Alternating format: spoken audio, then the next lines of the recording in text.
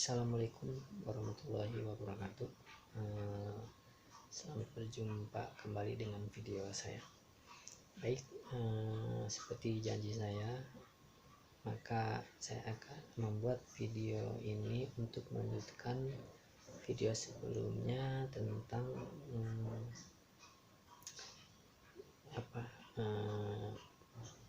jodoh atau pernikahan ya.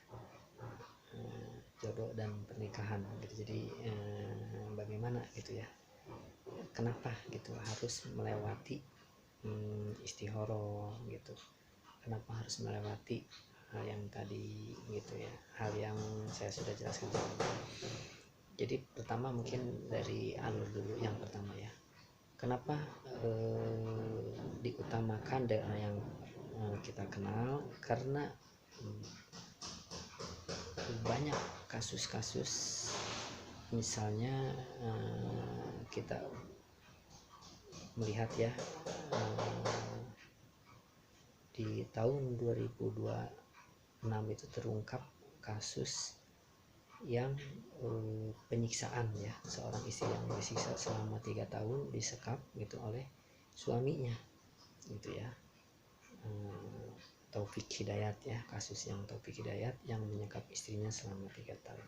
Kenapa? Ya itulah salah satu, kalau kita lihat atau dengar penjelasannya dari korbannya ya, istrinya itu ya, perkenalannya kan dari tempat, kalau nggak salah konser musik gitu ya. Bukan nggak boleh kita berkenalan dari tempat-tempat lain atau semua tempat itu baik ya, tapi kita kalau dari yang tempat yang yang terbatas gitu ya, yang informasinya kita terbatas, kita harus lebih hati-hati gitu. Tapi kalau yang kemarin saya jelaskan itu kan poin nomor satunya lah ya, kita perkenalan tuh dari tempat yang baik, maksudnya dari orang yang kita kenal, maka cari informasinya lebih mudah. Terus bagaimana gitu kalau kita mencari pasangan itu karena dari teman kerja gitu ya, dari teman sekolah, teman kuliah gitu ya, sebenarnya dari semua tempat, dari semua relasi, dari semua lingkungan bisa aja ada gitu jodoh kita, calon jodoh kita itu ada di semua tempat gitu. Bisa jadi ya gitu, walau alam gitu. Karena gini, kalau saya melihat dari bab takdir ya, jadi betul gitu bahwa Allah itu memberi pengetahuan bab takdir itu sedikit gitu. Jadi Allah tuh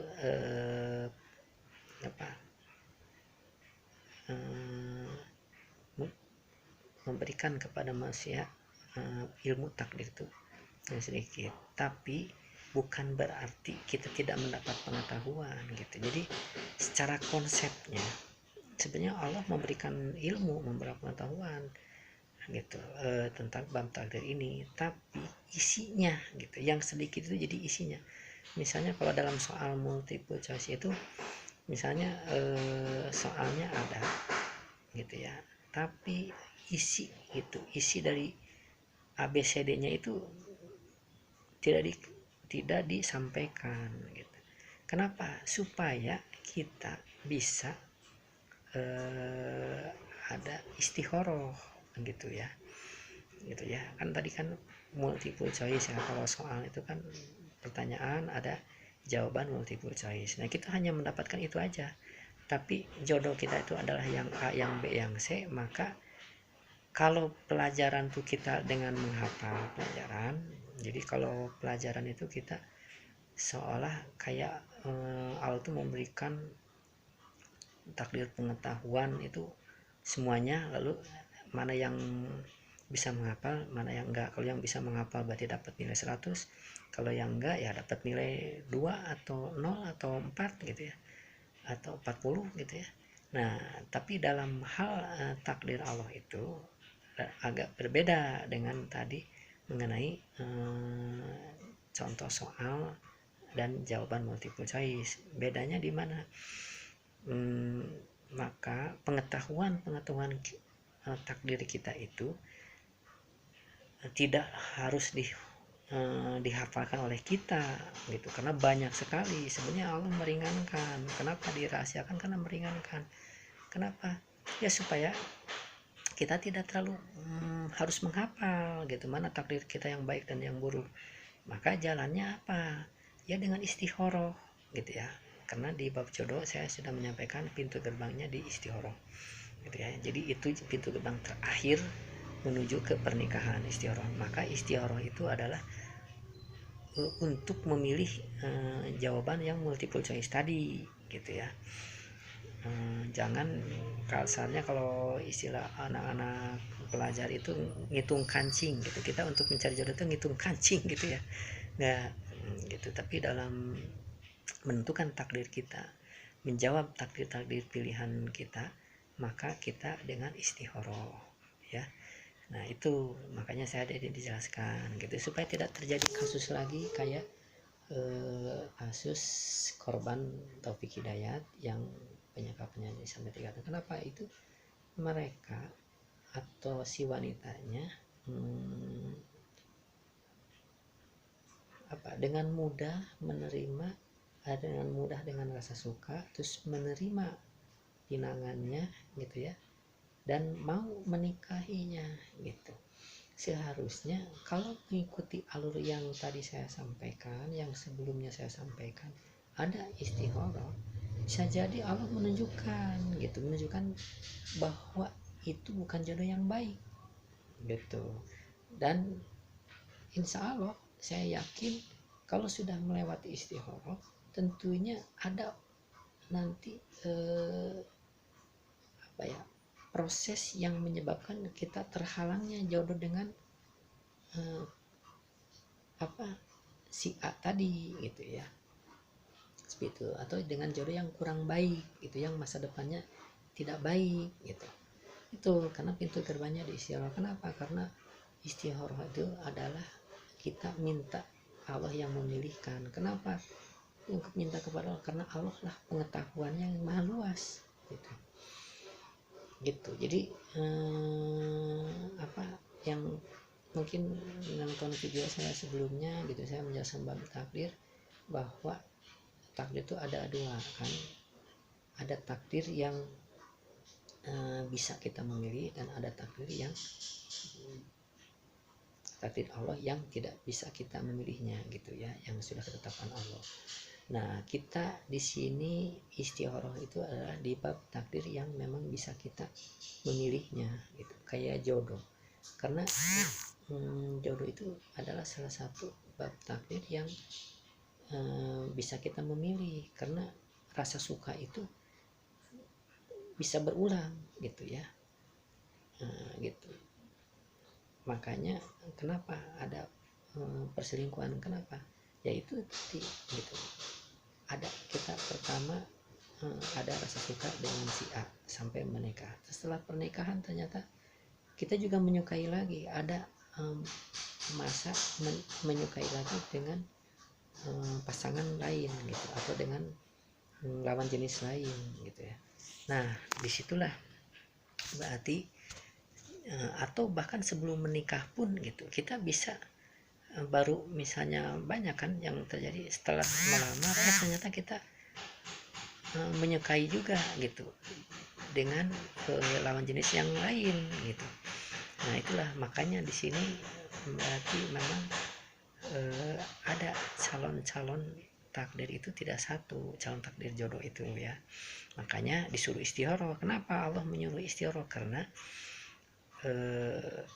calon jodoh kita itu ternyata tidak satu, tapi berapa jumlahnya ya walau alam, hanya Allah yang tahu ya gitu. Tapi intinya tidak satu gitu. Makanya diwajibkan atau disuruh istikharah gitu dalam kalau orang muslim itu gitu. Nah tapi inilah yang kadang dilupakan, orang merasa yakin dengan rasa suka tadi gitu, padahal pengetahuan Allah itu maha luas, tapi kita melupakan itu. Misalnya pengetahuan tentang pasangan hidup kita, tentang masa lalu pasangan hidup kita, tentang keluarga pasangan hidup kita, tentang lingkungan atau pikiran atau perasaan hati gitu ya. Itu semua sedikit sekali kita mengetahuinya. Jadi hanya Allah yang maha luas pengetahuannya gitu. Jadi kita jangan sombong. Kebanyakan manusia baik laki atau perempuan bersikap sombong. Kenapa? Karena begitu dengan ada perasaan suka dan itu dijadikannya panduan untuk menentukan calon pasangan kita. Padahal rasa suka itu adalah salah satu saja pintu gerbang menuju jodoh kita gitu ya, bukan untuk menentukan gitu calon pasangan hidup kita gitu. Jadi penentuannya nanti di istikharah gitu. Itu jadi baru sinyal saja gitu. Itu salah satu jodoh-jodoh kita gitu ya. Di situ.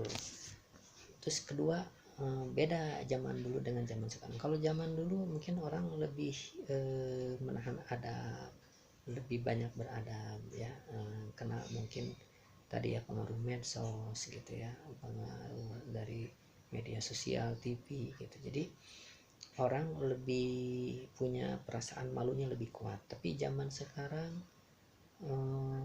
pengetahuan atau bukan pengetahuan, rasa malunya itu udah mulai luntur. Maka kalau saya bisa sampaikan, istilahnya istikharah itu jadi wajib bagi umat muslim itu ya. Kadang bukan hanya di laki atau perempuan gitu, banyak juga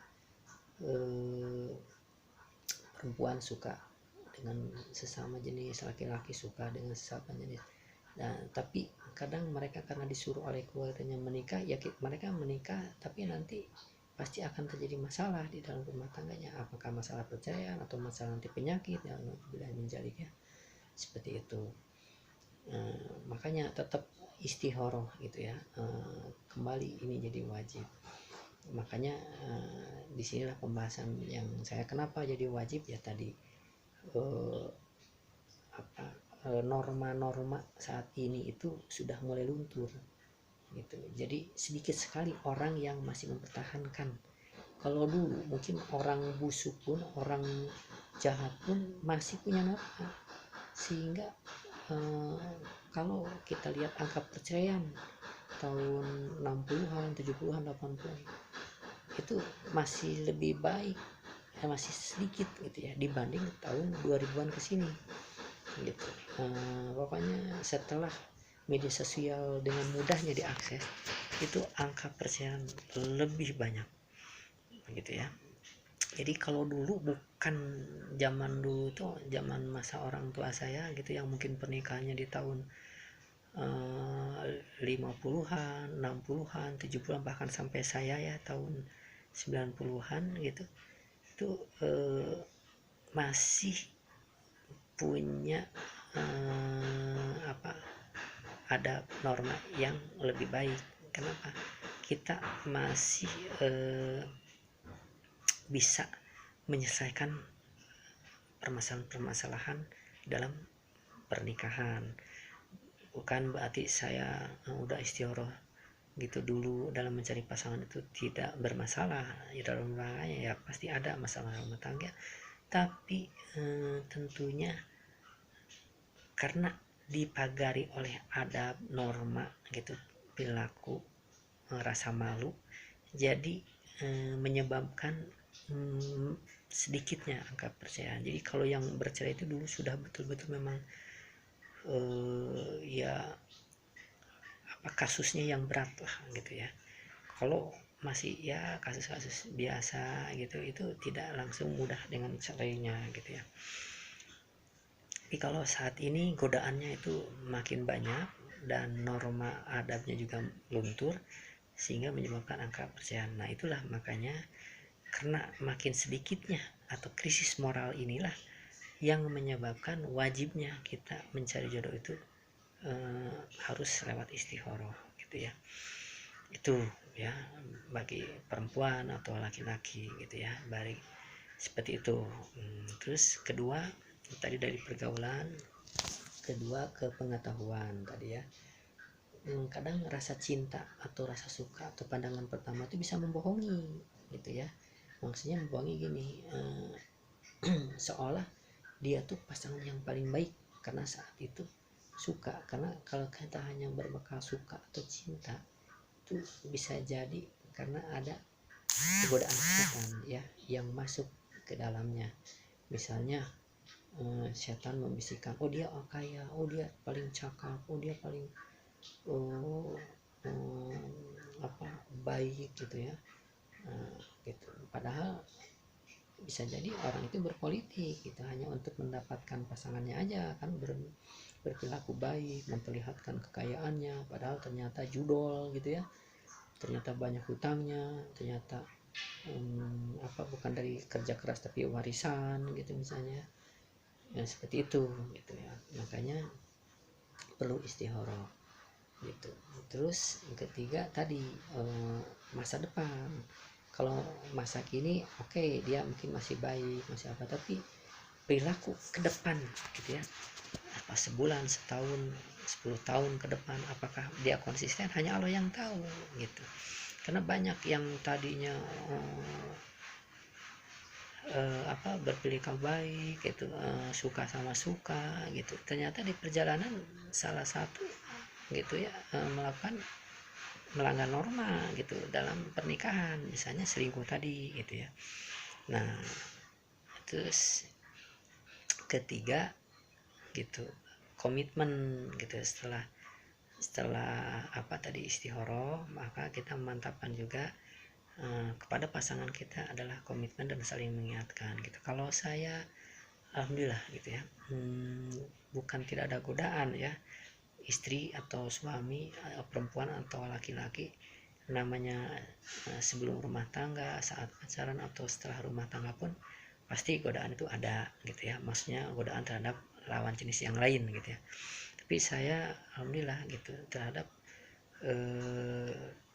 pasangan saya atau istri saya, dan istri juga terhadap saya sebagai suaminya, punya komitmen itu kita harus saling menjaga. Kenapa? Kalau saya mengajarkan kepada keluarga kenapa harus saling menjaga, karena kita sifatnya dengan pasangan itu saling menitipkan gitu. Dan saya selalu membuka ruang, memberikan wawasan bahwa kita tuh tidak selalu sehat terus ya, baik sehat secara ekonominya, secara fisiknya. Nah kalau kita setia, insya Allah gitu, pada saat kita jatuh, pada saat kita sakit, maka pasangan kita akan membelanya gitu ya, akan setia gitu insya Allah gitu ya. Apalagi kalau sudah lewat istihoroh, insya Allah itu sudah dikatakan 100% lah gitu ya, itu pilihan Allah yang pasangan kita yang baik gitu. Jadi kenapa gitu saya bisa mendobrak semua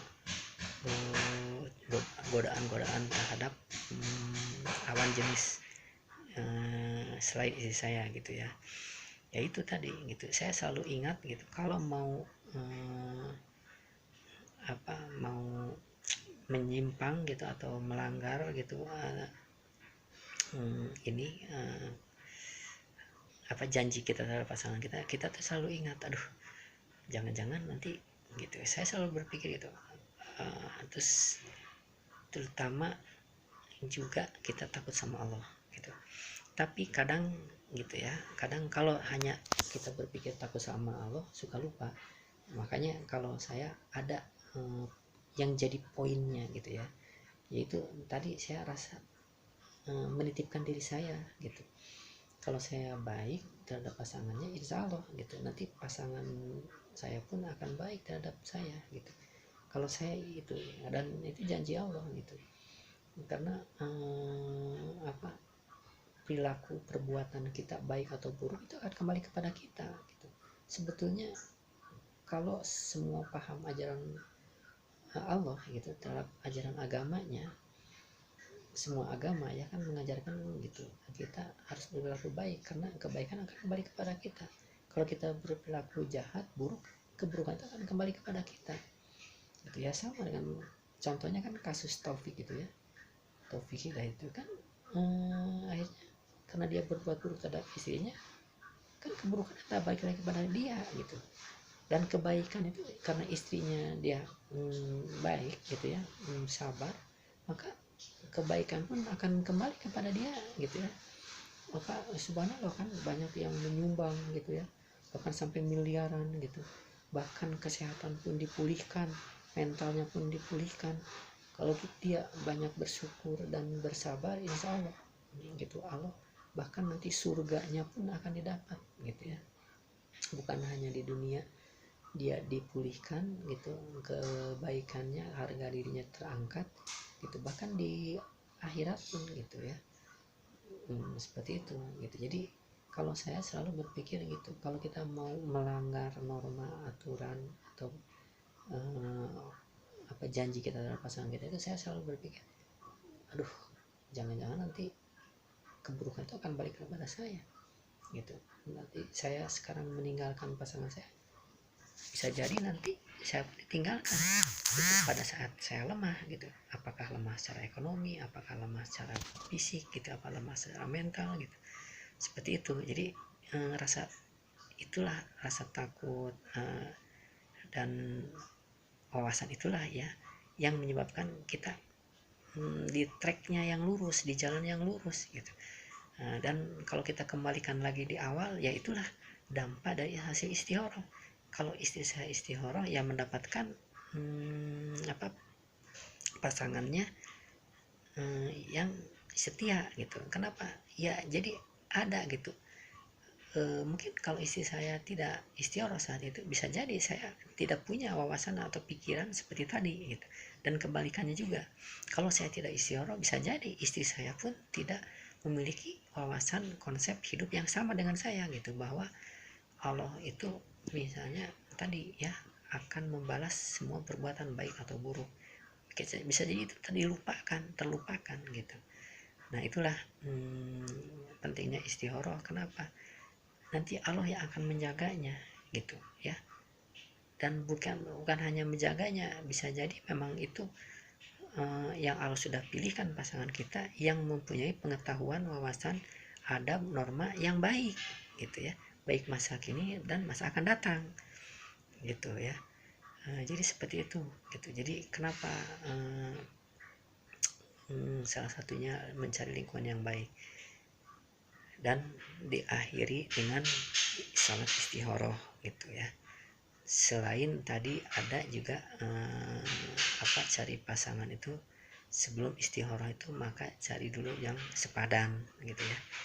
Nah nanti kita akan kupas juga mungkin cara mendapatkan jodoh dari tempat-tempat yang baik seperti apa gitu ya. Mungkin bukan tidak semua juga orang mungkin mudah ya dengan lewat orang yang kita kenal mendapatkan jodoh gitu ya, atau bisa jadi mudah gitu ya mendapatkan tempat itu, tapi hati yang sulit gitu kan. Bisa juga kan, misalnya gini, kita banyak dikenalkan, saya mengalami juga misalnya dulu diperkenalkan oleh teman, oleh saudara, oleh orang tua, tapi tidak ada tadi cinta atau rasa suka. Ya mungkin tadi kalau kita di bab takdir tadi mungkin tidak ada takdir jodoh lewat orang-orang seperti itu. Lalu bagaimana caranya supaya tetap kita tuh dari tempat-tempat yang lain gitu ya mendapatkan jodoh yang baik gitu. Kita akan bahas khusus untuk itu ya. Demikian, mudah-mudahan video ini bermanfaat dan menjadikan kita mendapatkan pasangan hidup yang setia, yang sehingga menjadi keluarga yang sakinah mawaddah warahmah, yang bisa jadi meneruskan generasi berikutnya, anak-anak kita itu bukan anak-anak yang broken home ya gitu. Jadi kita harapkan anak Indonesia itu mendapatkan pendidikan dari keluarga yang utuh ya, karena akan beda gitu kalau anak-anak yang hidup atau tumbuh dari keluarga yang utuh dengan enggak gitu ya, nanti ada trauma kepada anak kita gitu ya. Demikian sampaikan. Assalamualaikum warahmatullahi wabarakatuh.